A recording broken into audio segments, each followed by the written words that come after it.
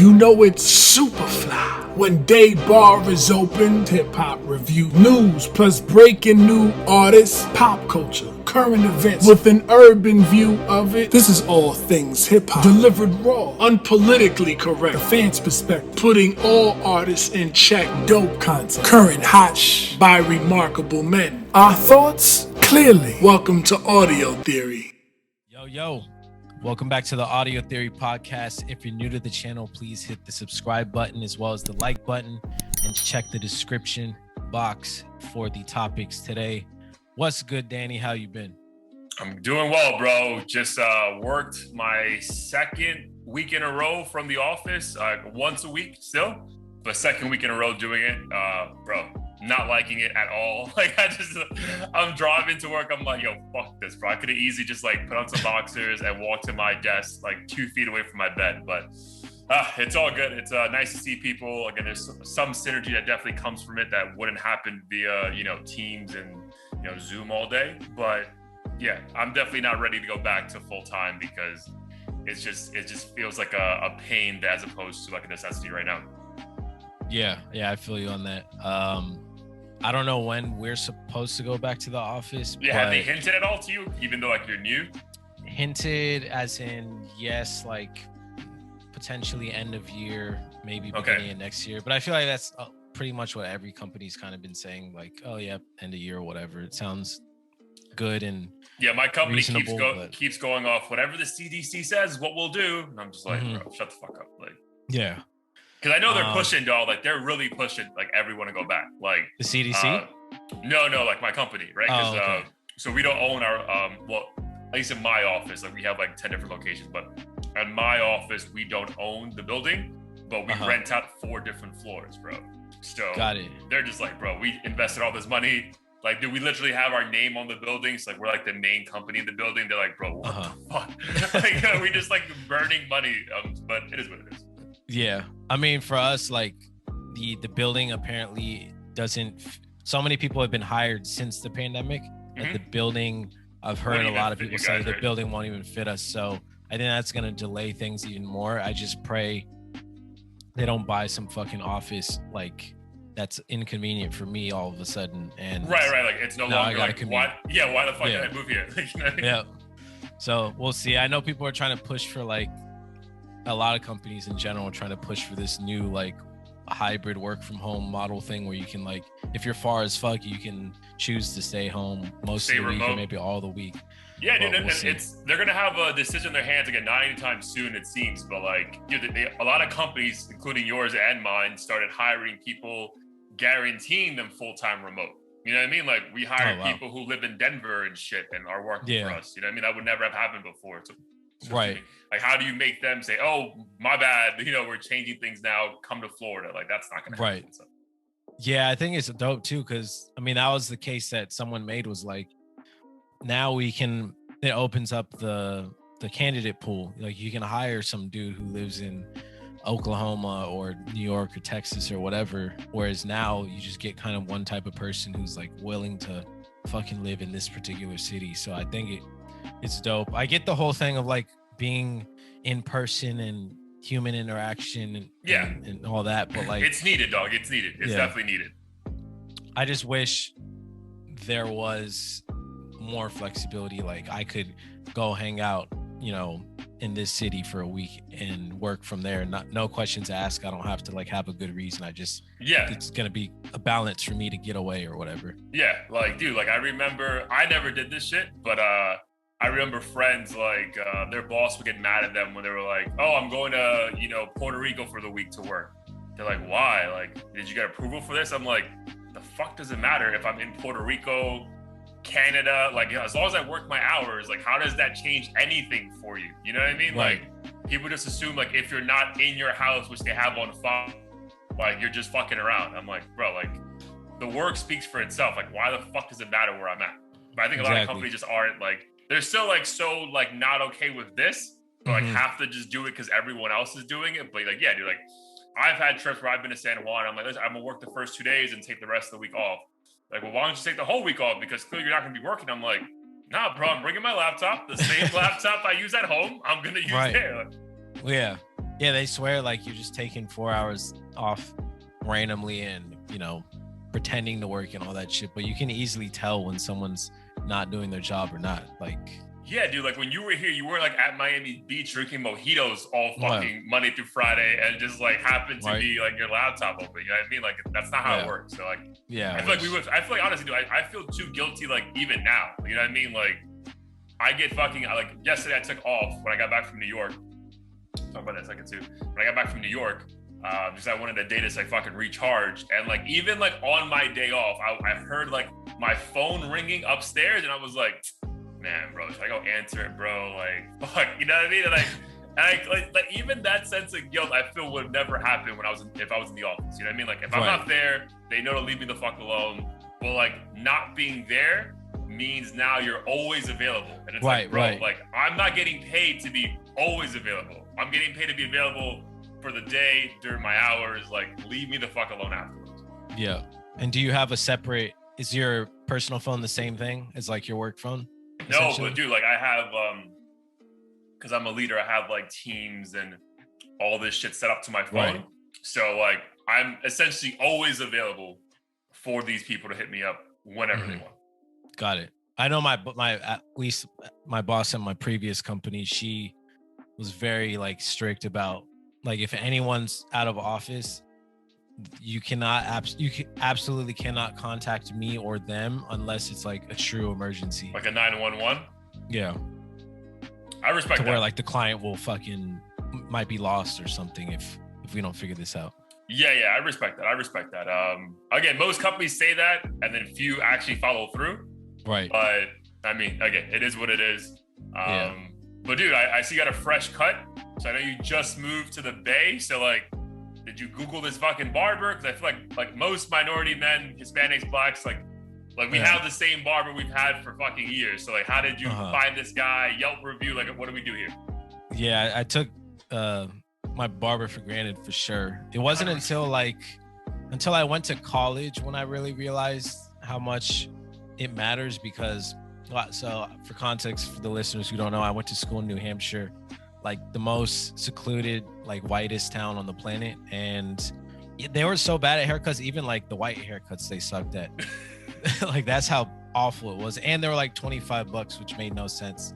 Like I'm pretty sure whoever was cutting the hair there did not have a license to do it. And fortunately, one of my fraternity brothers knew how to cut hair. I think from trial and error. He was black, so he did a pretty decent job, but still not the kind of quality cut you would want and need. So in the Bay, I downloaded this app. It's called The Cuts, I want to say. The Cut, yeah. And I found this black barber who was a decently priced for like the Bay Area. He was only like $30, but like he still wasn't quite what I needed. So I was like, fuck, now I really got to find somebody else.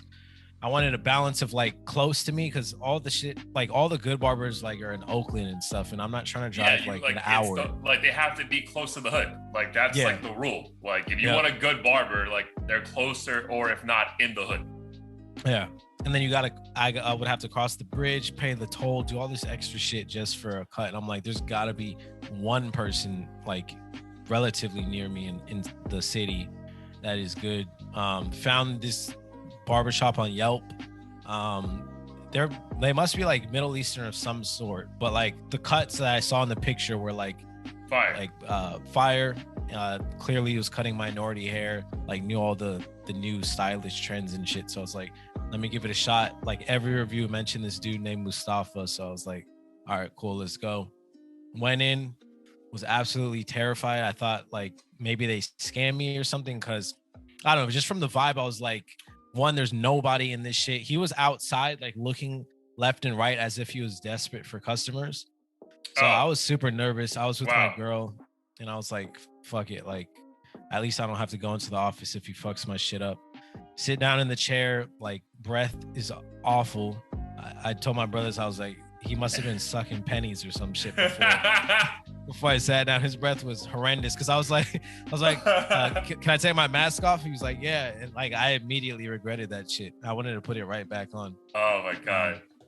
and just the way his technique was, like, it felt like he wasn't doing anything. Like, he would shave a little bit here, then go here, and then fucking kind of do something back here, and like would just look at my head like as if he didn't know what he was doing. Before I even started the cut, I showed him a picture of what you're trying to the get. cut that that my old barber did. He was like, I did that, like, in shock. Like, all right, this shit is not gonna go well. I'm making up scenarios in my head. I'm like, how am I gonna refuse to pay for this? Should I run out? Like, what should I do? And then, fortunately, everything was fine. Like, the cut came out way better than I expected. It was walking distance from my apartment, so that was cool. But is it good enough where you feel like you're gonna keep going back to him? I still might try another dude I found on the app because he wasn't available, and that's the reason why I didn't go to him. But I'm gonna try this dude out the next time I go, and if he's like infinitely better, I'll probably just go to him because he's cheaper. He's a drive more south, like 20 minutes, but if he's better, I'd rather just do that. But if this guy is what I need to go to, I'm cool with it. It's not that big of a deal. Yeah, dude. Like, yeah, it's like, like my white friends don't get, they just want like a barber, right? Like, is there a barber anywhere? Like, they go to fucking, Supercuts. And I'm like, bro, I would never, I wouldn't fucking cut the hair on my fucking knuckles at Supercuts. You know what I mean? There's no fucking way. So, like, even me, dude. So I drive, by the barber I had, it was a 10-minute, not even, dude, like a 5-minute drive from my old apartment. I now live half an hour away, so I still go to him a half an hour away. And this motherfucker is not reliable. I gotta text him 15 times to get a response. I gotta call the barber who sits next to him, but yo, where the fuck is he at? But I've been going to him for 2 years. Again, everyone knows, like, I don't have any hair left, but he makes the shit work for me that I'm like, yo, like, he's the only one who I trust, like, make miracles happen every other weekend for me, right? So, like, I'm like, bro, like, if this motherfucker, God forbid, something happens to him, like, I'm done. Like, I'm just fucking calling it a day.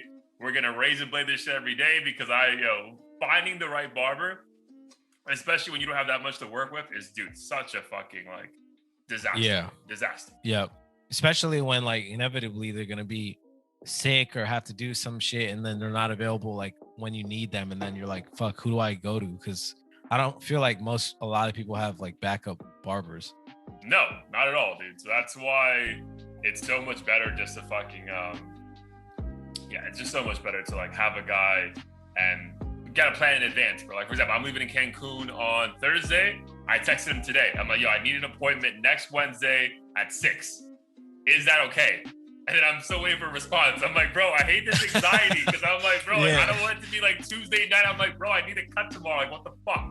So, yeah, it is what it is, bro. But yeah, the cut came out nice. So at least Mustafa was sucking some pennies out before, but he came through for you. All that matters. All right, man, let's get into it, bro. We can get some other shit, personal stuff later if it pops up. If not, we can save it for another episode. I feel like a lot of stuff came out last week, but I feel like the one that was the most pressing was the Pop Smoke case. I don't know, because, like, we had so much music released, we kind of, like, I don't know, at least me personally, kind of felt like maybe the family was at ease with how the case was playing out, because you didn't really hear about anything, you know what I mean? Like, it wasn't like, who did it, who's getting, like, yes, the first, month or so, but, like, I feel like once they dropped his album in deluxe, like, it was all about, let's make videos, let's put music out for him, like, let's keep his spirit alive, which I feel like they achieved. Mm-hmm. But, bro, like, the update we got this past weekend from TMZ, where apparently it was like a couple 15-year-olds that pulled up to, like, broke into the house he was staying at, found him in the shower, showering. I think he had a diamond watch on. They said when he was showering, the struggle for his life. They kicked the girl out that he was with, which, I mean, sounds like a fucking inside job. Like, wouldn't you kill the bitch as well? Like, I'm just saying, you know what I mean? Mm-hmm. And, like, it was just like they shot him a few times and they fucking kicked his body, like, to make sure he was dead. And, like, I was just like, Jesus. And, like, when you hear it's like a bunch of, like, 15, 16, 17-year-olds, like, like, this shit just sounds awful. You know what I mean? And it's it should be awful anyway, because he's no longer here, and we knew that he's no longer, he hasn't been here for a year and a couple months. But I don't know, man. It just felt like it took me back to the moment I heard he died. But I know I felt even sadder. I'm like, damn, that's how they did him, bro. Like it reminded me of like the Nipsey thing, like mentally, like like when we saw the video of like Nipsey getting shot and being kicked, right, like, for good measure. I'm like, damn, bro, that's fucking terrible. Yeah, it's wild. And the crazy thing is, shout out to this YouTube channel called Trap. I want to say it's called Trap Geek, but he does like these super in-depth documentary type videos on stuff like this, usually gang related. And he did a video on Pop Smoke. I think it was before the facts were confirmed, so like TMZ and everything didn't jump on this whole like it was a 15-year-old thing. Right. But I know in the video he was like, oh, it was connected to like Hoover Crips and like, yes, that's the one you sent me. Yeah. And I don't know if he said 15, but I know he mentioned like 19-year-old and this and that. And I was just like, holy shit, like that's crazy that they were this young and went to this extent. And I do agree with you. I actually heard academics mention how it is kind of fishy, especially with the woman, and how she might have been used as a, like the whole shut the fuck up bitch or I'll kill you was kind of used as a measure to be like, oh, she wasn't part of it because they were threatening to kill her. Right. When in actuality it was probably just all part of the show or whatever. I would think so, right? I mean, that's what I would like, like why would you want evidence? Someone who can like, say you look like this or sound like that. And if you're gonna kill the fucking celebrity, which is gonna cost you way more, you would think, like, what if you're already that brutal? And again, which is crazy because they're children, bro. Like when I was 15, trying to like lose my virginity, not trying to fucking kill fucking rappers, So like, why wouldn't you also kill her? Like that's just like the confusing part of it, bro. Yeah. And how much was the watch worth? I don't know if I necessarily they said it's like a diamond Rolex, bro. So I mean, it's in the high thousands of dollars. You know what I mean? Yeah. It's wild to me. I know, because dude, I don't know about you. So like, think about like that time. Like I don't know, like we didn't have that much information, but in my mind, like I thought maybe like he was asleep. You know what I mean? And he wasn't awake, and they just saw him. They wanted to kill him, killed him, and like just left.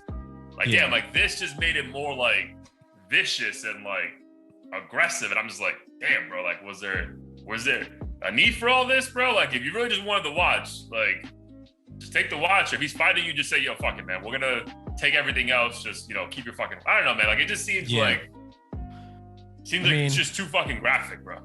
Yeah, I didn't read too much on like the actual play-by-play of what took place, but I mean, I've like read stories of similar shit happening over like $38 and like super petty shit. And I don't know if these kids were just like, oh, he might be about that life, so we got to just take him out just for good measure or what. But it is wild that how desperate for clout it seems like these kids are growing up to be, especially at that age. And I'm sure they have like quote unquote OGs and stuff like completely co-signing this shit. Yeah, you would think, bro. But yeah, man, it was just fucking sad. Like it was just, again, I don't know. It just made me feel like super like, damn, bro. Like I don't know, because I think we brought it up with Just Adam and a couple times, because again, like Pop Smoke has been breaking nothing but records, for the past like 8 months. I think we just like lost sight of it, right? It just feels like he's still alive. And like I know this was like really like a gut check, because it was like, damn, fuck, this really did happen. And, oh wow, it was really that terrible. Like fuck. Yeah, it's also like terrifying thinking about. Obviously, we don't have this issue, but rappers and bringing like random thoughts to the house. And I don't know if this is what this woman was, but just the fact that someone could set you up just for no reason other than I know he has a bunch of expensive shit lying around. Let me just call some people up. That sounds like a terrifying thing to have to deal with. I feel like I'd be paranoid 24/7. 24/7, bro. 24/7, which is why like those songs like that, even like Post Malone. I think Post Malone has a song called "Terrified" on Beer Bongs and Bentley. And you're like, bro, like really, like it's that serious? And then you're like, yo, yeah, it should be that serious, bro. You should have a gun under your pillow, like you know what I mean? Like it kind of makes sense. Yeah, for sure. Yeah, it's wild that he's gone. But what's crazy is that like I was talking to my uncle when I was in New York this weekend, and he's a Marine, has a lot of cops, has a lot of friends who are cops. And he was telling me, bro, when I heard of the story, he was like, he wasn't surprised at all, bro. Like apparently like these killings like this they are young people, bro. They're like young shooters. Like apparently like they're like these like gangs are like throwing so much money at these kids, and then it's like, yo, we'll give you this much money, but like you need to be the one who takes care of, like, we have an issue, like you're the one to go do it. And like these kids come from a broken home. They're like, yeah, dude, whatever. Like, who cares? Like, we'll do it. Like some like City of God shit, like in Brazil. Yeah, I think that makes total sense because I mean, if anything, they're the ones super hungry for some stripes, and all they want to be told is by some older dude like, yo, you're the shit, you're the next one to run this, and you're a man now, all that shit. So I'm sure they're trigger happy. They're like, fuck it. Like if we say we kill Pop Smoke and took a watch, like, then we're legends. And even if one of them goes to jail, like it is what it is. When we come out, we'll be on. I don't know, man. It's just like, I was telling my uncle the story, and he wasn't surprised at all. It was children, and he had no context of it.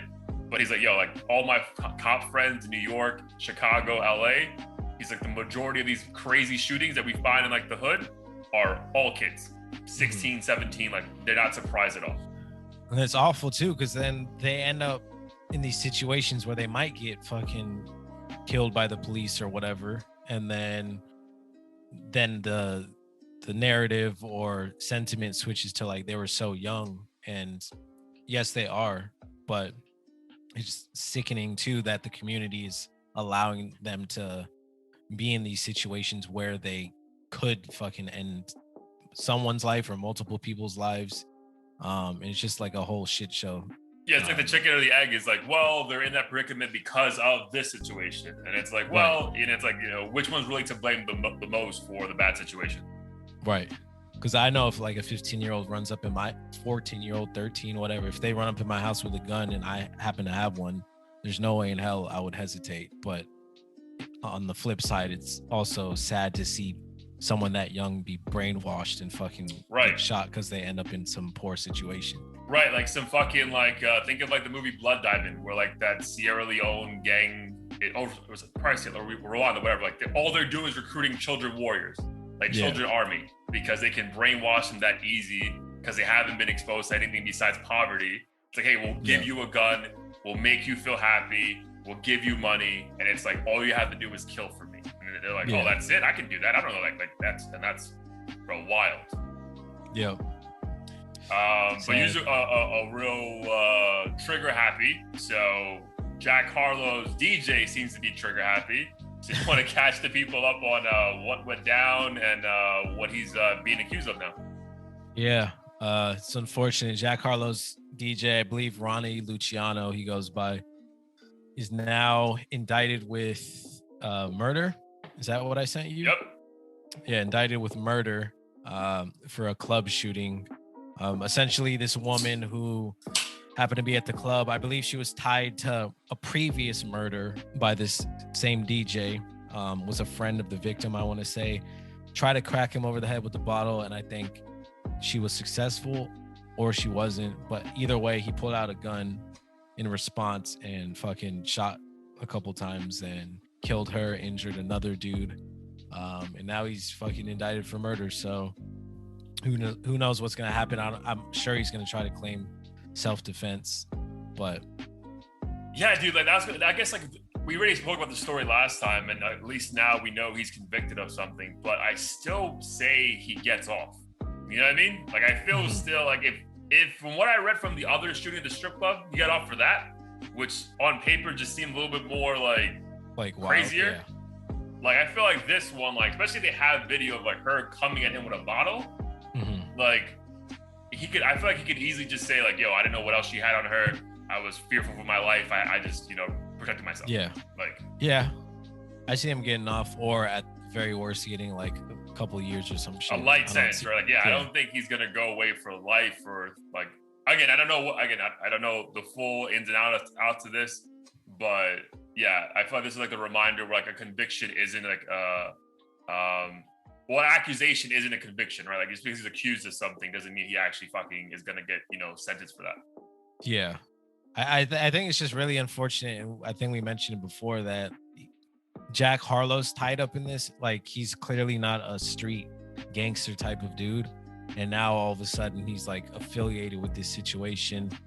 Regardless of what happens to his DJ, like whoever is family of this girl or the dude who was killed previously at the strip club, like they're always gonna think of Jack Harlow and see his success and just like want to hurt this motherfucker, especially because Jack Harlow's an easier target too. And now it's like easier, but probably gonna be harder to get to. You know what I mean? Harder to get to. Yeah. But now Jack Harlow can't be like, oh, I'm the funny guy who never hurt anybody. Yeah, because and especially again, I know the media and us, like, I mean, because if we post this clip, we're not gonna we probably should to make a statement, but like most media outlets are always posting a picture of Jack Harlow and the DJ in this situation, right? Yeah. Because it's like he's Jack Harlow's DJ as opposed to like this DJ who fucking killed someone. You know what I mean? Yeah. Like, so that's like the I don't know, bro. Like if I, God forbid, did something, like they're not gonna be like, oh, Danny killed this. Well, Danny Abar, the guy who works at this company, killed this person, right? That's not the headline. Yeah. But like when it's fucking a celebrity, like it's automatic. Let's just fucking tie in whatever we can to, grab attention to this fucking story. For sure. Yeah. I mean, hopefully it kind of just blows over, but it's wild that this dude who never ever probably stepped foot in a place where shootings took place now all of a sudden is being around gunfire and fucking goons and shit putting prices on his head. I don't really know what to think of it. He must just have to not respond at all to the situation. Yeah, I feel let like the law handle it. I feel like you have, exactly, bro. Like let the shit play out.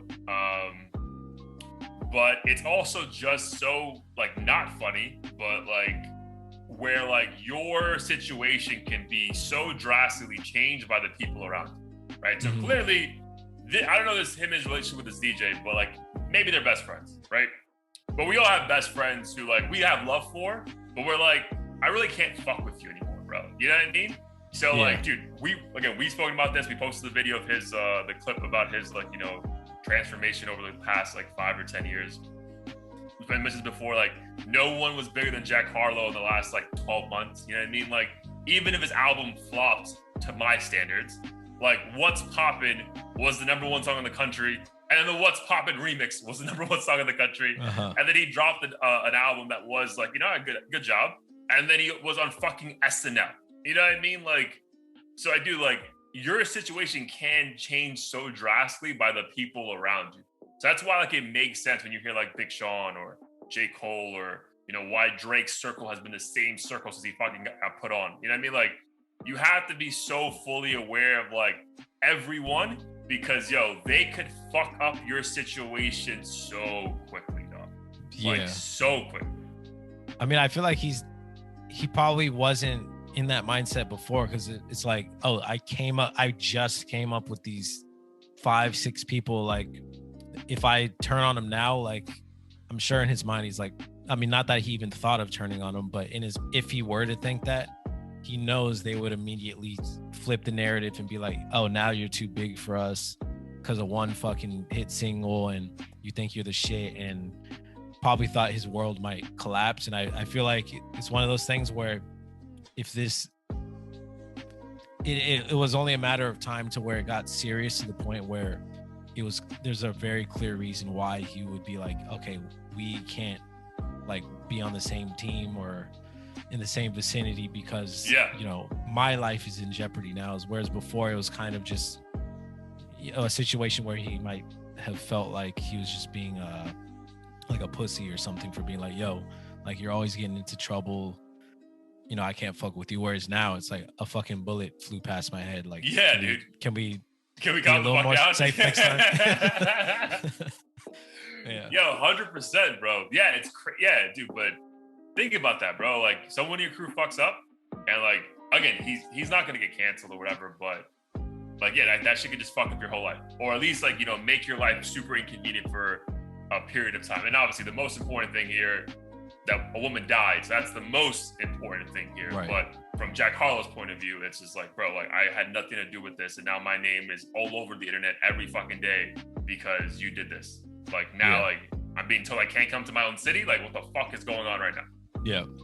I think it would be really responsible, like obviously when this shit is over with, for the DJ to like publicly come out and like clear Jack's name so that like at least the goons and shit like yeah.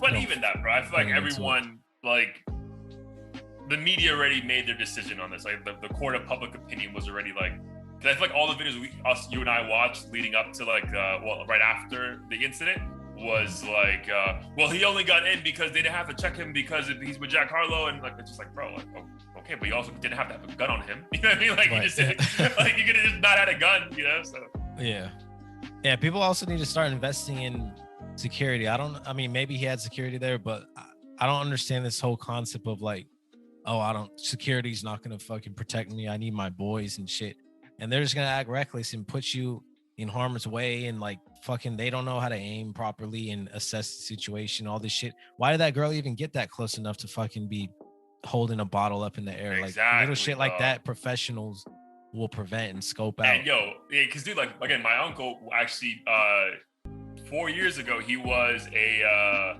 hired security for Chance in New York. And bro, like they go through like these guys full day and like, all right, we're gonna go from here to that day, and we made this event. I'm gonna go in the club first, scope it out. Then you're gonna walk right behind me. We're not gonna stop. Remember, we're not gonna like all this shit. But like you need to like put bread towards that, because that's just not cheap.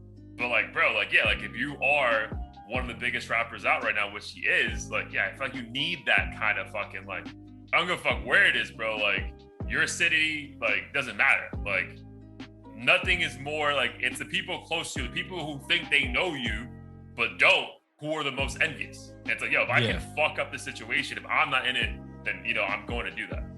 Yeah, just a matter of playing your cards right and being safe and smart at the same time. Yeah, dude, you gotta be smart. But yeah, hopefully everyone gets, you know, I mean, again, if it's proven that it was premeditated or whatever, like I doubt it, but like we'll see. We'll update everybody on this, but it seems that Jack Harlow really had nothing to do with this. So try not to be biased in the show, but I feel like, you know, hopefully he can kind of skate free from the negative publicity on this one. For sure, agreed. All right, man. So we have a new segment just came to mind. Gonna call this Goat Talk. We're only gonna talk about goats on this the next 5 to 10 minutes. So first one. J.Cole dropped a single last week. Album drops this Friday. And then also just signed a contract to play in the African Basketball League. So your thoughts on all of this? Because motherfucker is like a Renaissance man. Like your thoughts on all of this? This motherfucker went from like no one hearing from him for like 2 years to like, I'm gonna drop an album, I'm gonna play basketball, I'm gonna love my life. Like it's just phenomenal to me. So like I want to hear your thoughts on it.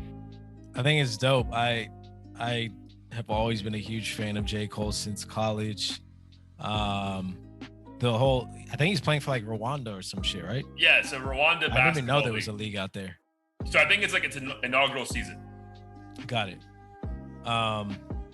In terms of the music, super excited. I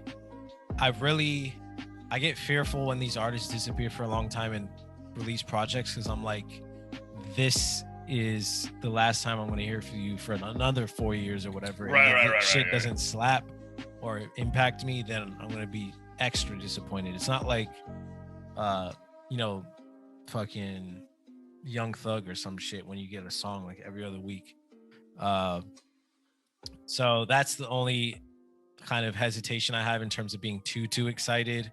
Generally, like I feel like he doesn't really miss, so I'm not that pessimistic about it. I just hope it's not like some super cookie cutter, like preachy BLM kind of pandering type collection of work that is just gonna, appease the woke people like for 15 songs straight or some shit. Not that I don't think it's important. I just don't like need him to be the, hey, look at me, I'm woke, and all these mumble rappers aren't talking about shit and then disappear again. Like, I don't need that. So what about your thoughts on him even doing the basketball thing though? I mean, I think that's fire. Like if you've achieved so much in your like main career and you have the time and resources to do that, and I think that was like one of his original passions, right? Or like I think he tried to play basketball when he went to school in New York. I think it's fire too because it also like encourages people to realize you don't always have to be involved in like the best league or work for the best company or whatever to pursue your passions. You can kind of compromise it and, you know, still be involved in it without necessarily having that status factor be part of it. Because I know a lot of people, like every basketball player who loves it, like up and coming one, wants to be part of the NBA, but they're not necessarily thinking, oh, I want to play in Australia or fucking or Europe, the Philippines or something. Same thing with music. Like everyone wants to be signed to Atlantic and this and that, but most of them aren't like, yo, you can fucking distribute your music yourself if you really want to. So I think that's like a good, I guess, example that he's setting. Yeah, dude, that's how I took it, bro. Because I've been in a couple group chats. They're like, really? Like, you go to fucking Rwanda, bro? Like, what are you doing? One of my boys said, because you know J.Cole has that song like "Let Nas Down," and he's like, "Yo, he just fucking let Nas down again." I'm like, bro, what? This is like fucking like inspiring, bro. Like, I think, like, yo, first of all, you know the album's gonna be, even if it's like you said, it's pandering or black, like even whatever topic, there's like an overall topic, you know, it's gonna be very well thought out, right? So we're not getting bullshit, right? Maybe like we don't agree with it. We're not trying to hear that shit right now, but we're not gonna get bullshit. It's gonna be quality, right? Yeah. And then I hope, because I've seen these clips like floating around the internet, especially on his page, of like him like almost being interviewed by 21 Savage, which is again just fucking dope. First of all, they have like that kind of relationship. But like, and he's like explaining his process of like why he wanted to give basketball a chance again. So yeah, so one of my first loves. And I stopped doing it because I was like, you know, making music, and like I realized if you want to be good at anything, you have to do it over and over and over and over and over again, right? And then I feel like I see these comments like, yo, like come on, bro, why you go to Rwanda? Like, and I feel like the thing with sports, especially basketball, bro, especially for kids like who come from like the inner cities, like we all played basketball growing up. So in our mind, we think we can do that. So when we see someone like doing it, but not at the highest level, which obviously Rwanda basketball isn't the highest level, we're so dismissive of like, bro, but it's that bullshit league. Like, what are you doing, right? Go to play for the Knicks or some shit, then I'll give you credit, right? Right. But like you were saying, bro, like I feel like this is like inspiration. Like, bro, like this is my passion. Like I'm gonna try my very best. It's a pro fucking league. If I can help them get publicity in the meantime, good for them. But like, bro, I want to take this serious, bro. First of all, I'm sure living in Rwanda during a pandemic isn't the best situation. You know what I mean? So like he's like putting himself in like a not luxurious situation compared to America or fucking wherever the fuck he lives, here to pursue his dreams. And I feel like that has to be respected. And just because he's not opening like a fucking fashion label or some shit, it's still, someone trying to, perfect another craft that they love. You know what I mean? Again, like you said, like, it doesn't have to be at the highest level, but dude, you have to fucking start some point. You know what I mean? Right. And like, you got to respect the fucking idea. Like, I don't want to be boxed in as like, I'm a rapper and all I'm gonna do is fucking rap. And if I'm not rapping, then I have to be a protester and all this shit. Like, bro, I'm not that. Right. No, absolutely. And I feel like people have this weird, I don't know, I think fans are just really hypocritical. Like one day we want our artists to flex and only do the best shit, but then the next day we want them to humble themselves and not be so great, quote unquote. Like for instance, I think there was a news article that came out last year or some shit, maybe the year before, where Kendrick bought his like niece a brand new Toyota or something. Right. It's like, why only buy her Camry? He could easily buy her like, Lamborghini. Damn. I'm like, the fuck? Like, why not get her a Lambo? And it's like, first of all, can this bitch afford the car payments? Like, if there are any payments after, but can she afford the maintenance? Like, this shit might break down every other day because it's not as reliable as, say, a Toyota or Honda or whatever.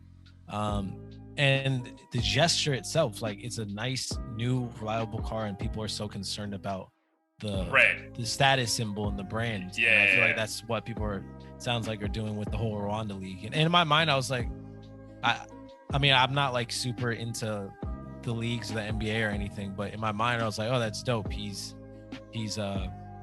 clearly doing this for the passion and not because he wants clout, just to say he Right. plays for the Knicks or some shit. Like, Yeah, he wants to exactly. play at a higher level, and that's really all it is. And people seem to only be obsessed with the most recognizable, clout-worthy thing that they can show off to the public with. Like, oh, I play for the NBA, not that little ass league over in Jamaica or some shit. I don't know. Right. Yeah. It's like, I went to college. Which college though? And it's like, motherfucker, you don't even have a high school degree. Like, why are you grilling me about this shit? You know what I mean? Like, Right. Exactly. but yeah, so shout out to him. I'm definitely excited for the album though, man. I feel like it's gonna be, I don't know, like, it's the way the interviews played out. You can tell that over these last 2 years, like, music and basketball have been like at the forefront of his passion. And I feel like that's all he's been thinking about. It's like, I can't see him putting out a piece of music that we're not going to be content with to some capacity. You know what I mean? And I feel like he might even like go deeper into the BLM stuff, but like from the point of view, like why he wasn't that active. You know what I mean? Like, Yeah. like, cause I feel like, I don't know, was this, he has to song like Snowflake or some shit, or Snow... Oh, people were like clowning him for not being vocal or some shit. Yeah, exactly. And he's like, I feel like I low-key want to hear that. You know what I mean? Like, I want to, like, just from his point of view, it's like, cause I want to hear the comeback. You know what I mean? Like, again, I agree with anyone who doesn't want to protest and like, you know, go about change in a different way. Like, you know what I mean? So I would love to hear his point of view on, and maybe a couple of songs just like, yo, why I wasn't out there, or like, hey, this is where the fuck my mind was at. Like, I could do way more stuff with Jay-Z behind the scenes, right? Like, I don't fucking see people getting mad at Jay-Z for not having a fucking, you know, poster out there, because you know my man doing work to help people. Right. You know what I mean? Like, yeah, it must be such a burden, and I'm sure if he addresses it, he'll say similar things to what you just said. Of like, yo, do I have to promote or broadcast every single fucking charity and thing I do? Because like when people do that, again, it's like this fan hypocrisy. When people do that, it's like, oh, you're doing this for show, for your image and shit. And then when you don't talk about it, people are like, yo, you're not supporting this. You're just, you know, fucking sitting on a yacht, fucking bitches, and not protesting out with us. And it's like, yo, like, where's the balance? 100%. I think back to like 2 years ago or 3 years ago when like Drake dropped God's Plan, right? Like the video just him, instead of spending the $1 million budget for the video, just going around and helping people and like filming it, right? And then at the end of the video, he challenged everyone to go do the same thing and post it. So literally, he got millions of people to go do a nice thing, but because they posted, they're like, oh, you're clout chasing, you just want Drake to repost you. I'm like, bro, even if that is the case, millions of other people just got helped because of this shit. Like, I don't understand. Like, so yeah. Well, I'm excited. I think we know the past 365 days has been super dry in terms of music. Dry. I hope it's like a kind of like a damn Kendrick album where we can listen to this for 4 or 5 years and still think it's dope. Yeah, I hope so, man. Again, probably no features or whatever. I know the motherfucker loves making his own beats, but yeah, I'm excited, bro. Hopefully it's just a different sound, and it's just something to keep us, you know, steady while he's, you know, fucking taking over basketball, hopefully. All right, so part 2 to Go Talk. This will be short, and we'll get out of here in a second. Drake, bro, finally getting some needed recognition, even though I know everyone considers Drake, you know, a GOAT and all that shit. But Billboard is gonna award him the Artist of the Decade award for the 2000s, because who else would it fucking be? You know what I mean? Like, I know, I have like zero arguments against that. Like, he's been the artist of the decade for sure. There's absolutely nobody who can claim they were. And I don't think anyone can really get mad at that. Like, I'm sure they took 3 minutes to come up with that decision. Yeah, dude. Again, I get Taylor Swift and like, you know, other people being in the conversation, but fair. Like, you can't look at 2010 to 2020 and not be like, there was one consistent person at the top of this shit the entire time. Yeah, no, Taylor Swift, look, I get it. She has a fan base and shit, but there's no other person where you could say this person's performing in the city and like every race, like of every age and gender, is gonna stop what they're doing and go there. If you're like, try to be it's there. A free concert, yeah, even if it's 100%. not free. Like, yeah, totally agree. Like, yeah, Taylor Swift has a loyal fan base and a lot of people fuck with it. Man, I'm not trying to shit on Taylor Swift at all, but yeah, I feel like Drake like crosses genres, and it's like everyone's a Drake fan. I don't think everyone's a Taylor Swift fan, right? No, or a fan of her music at least. So yeah, just shout out to the GOAT. Cause bro, this is again, it's just again, we'll look back at this shit, but I'm just grateful that he's getting his flowers now. You know what I mean? Like, Yeah. again, I think people are like, oh, he's 33, he's still so young. Yo, think about dude, fucking 50 Cent, who ended up having a decent, not decent, a very good music career, right? Yeah. Dropped Get Rich or Die Trying at the age of 30, bro. And fucking Damn, that was 30? He was 30 years old. Wow.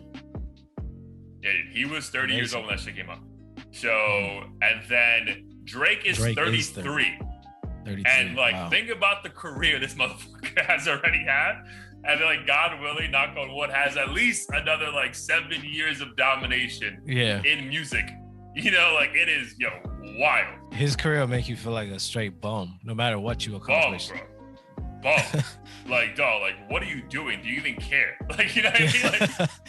Like, it's just insane to me that his formula is like this flawless. And I know he works hard and everything, but it just seems impossible, the amount of success he's had, the back-to-back hits. I feel like there has to be other people that are instrumental to it. And I know he talks about 40 and stuff, but I'm he has, and Jada Prince, like, he has a team. But yeah, bro, it's wild, bro. And I remember like back in college when he dropped or was about to drop So Far Gone, or maybe he's about to drop Thank Me Later, like the actual first album. And a lot of DJs were like, yo, I feel like he's gonna be a hit like back then. Because like, bro, like most rappers, I think we spoke about this for like Action Bronson when we saw him live. It's like, bro, there's something about like a white rapper. And again, Drake's not a white rapper, but he's half white, right? Dude, they just sound clear. Like, there's something about that, bro. So I think like there was something about Drake that like, it's easy to hear what the fuck he's saying on the first go round, as opposed to some of these songs where you're like, what did he say? Let me play that shit back real quick. You know what I mean? Like, because I remember like, dude, Action Bronze, there were songs we didn't know, but we can pick up on it immediately because he's clearly saying every single word. I don't know. I mean, again, I don't want that to come across in a bad, negative way, but like, I don't know, there's just something about that like thing. Like, I don't know if it's like Southern slang is a little bit too quick for most people to fucking catch it on the first go around. But bro, like, again, you could hear a Drake song mid-song and just like pick up on the lyrics immediately, as opposed to like, let me play this shit back real quick. It's like, what the fuck did he say? Yeah, I think there's some truth to that. I think he's like a mastermind when it comes to like quotable shit, and particularly like caption, quotables that women love too. Not that he caters to them or panders to them or anything, but I know a lot of women love the random shit he says in songs. Like God's Plan, I only love my bed and my mama, I'm sorry. Like, even when I heard that, I was like, I know for a fact this is gonna be a tweet for the next century. He makes how, like caption-worthy lyrics in a time where everyone is focused on their captions, right? Yeah. That's definitely a good point as well. So yeah, salute to the GOAT. Motherfucker's killing it, and hopefully another great 10-year run. Before we jump into Heat of the Week, bro, is there anything else you wanted to jump in on? Nah, I think we could dive right in. Yeah, we had a couple other topics, but yeah, we can do that next episode if it's still relevant. All right, man. So Heat of the Week, episode 72, Too Much Smoke. What was the a song that stood out to you? Yeah, I had two actually. Nice. No particular order, but I'm just gonna go first with Don Toliver, What You Need. Nice. His new single. Super dope video too. He's in like Colombia. I know Colombia's going through some shit right now. I guess there's protests over some like tax reform stuff. Is that what's it about, bro? Because I feel like there's been so much negative shit in the world. Like, I know something bad's happening, but I didn't know the context. I think it was a combination of tax reform, COVID, probably a bunch of other stuff. I feel like any country, I mean, I'm assuming they're considered third world country, has issues that we're just not privy to, and then all of a sudden, I know Israel and fucking Palestine are like blowing each other up today too. So another thing, bro, like I'm like, yo, I can't keep up with this shit, which is sad, but like it's true, you know, like I don't know what's happening. Yeah, but he definitely shouted out Colombia in the beginning of the video. I think he clearly shot the video before all this shit went down. Sure, super. Like he's very good at making music that makes you feel like you're on drugs when you're dead sober. and I just thought the vibe was like quintessential Don Toliver, super chill and fun. So it was. And dude, nice what I to love vibe about out him, to. it's like sometimes we get duped into thinking when a hot artist discovers another artist that we immediately just love that artist because like, oh, that's Jay-Z's boy, so he has to be nice. And then like a year later, you're like, that motherfucker's really not that good. You know what I mean? Yeah. But I feel like with Don Toliver, like, yo, like this was like rare, bro, for like the number one artist in the world at the time in Travis to discover another very good artist is wild. Yeah. Like he's amazing. I was always afraid he was just like gonna live in Travis's shadow or some shit, but he seems like his whole, even though the vibe of the music's the same, like he's his whole separate person and everything. Totally agree. Yeah, so that's dope. So amazing song. Obviously looking forward to more from him. We kind of got tricked into thinking Kendrick was gonna release a new project with the whole ominous like TDE tweets and stuff, but so what did end up dropping? Isaiah Rashad. So I guess he was on a hiatus. Apparently he was dealing with alcoholism and maybe some other issues, which he publicly spoke about, but he came back with a new song called Lay With Ya. I actually I'm not familiar with his catalog at all, I'll be honest, but I know like in the LA area at least, or like TDE fans are obsessed with him. They fuck with him hard? Yeah, they fuck with him hard. Song is super fire. Just has a nice bounce to it. Something I would love to hear in the club when it if it ever opens. When they open up. Yeah. So those two songs I literally have been playing back to back over the past few days, and also really good gym music as well. Nice. I have the Don Toliver one. Send me the Isaiah one so I can add it to the Apple playlist for sure. For me, dude, I was in New York, so being in New York, the cool thing, I get to tap into all my Hispanic roots.